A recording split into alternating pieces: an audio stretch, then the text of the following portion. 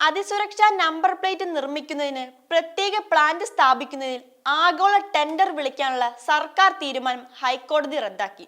2019 April 1 മുമ്പ് നിർമ്മിച്ച വാഹനങ്ങളുടെ നമ്പർ പ്ലേറ്റുമായി ബന്ധപ്പെട്ട് ഗതാഗത വകുപ്പ് ജൂലൈ 30 ഇറക്കിയ ഉത്തരവാണ് ജസ്റ്റിസ് ദിനേശ് കുമാർ സിംഗ് റദ്ദാക്കിയത്.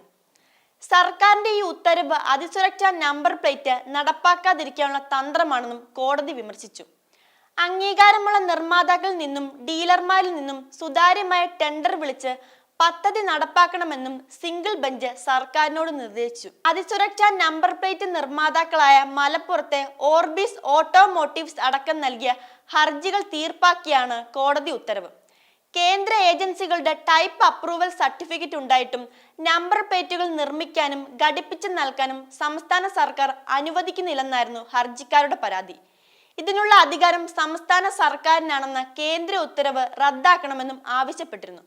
എന്നാൽ ഈ ആവശ്യം കോടതി തള്ളി.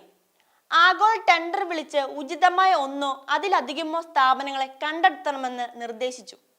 ഈ വീഡിയോ നിങ്ങൾക്ക് ഇഷ്ടമായാൽ ലൈക്ക് ചെയ്യുക. കൂടുതൽ വീഡിയോകൾക്കായി യോഗനാഥം ന്യൂസ് ചാനൽ സബ്സ്ക്രൈബ് ചെയ്യുക.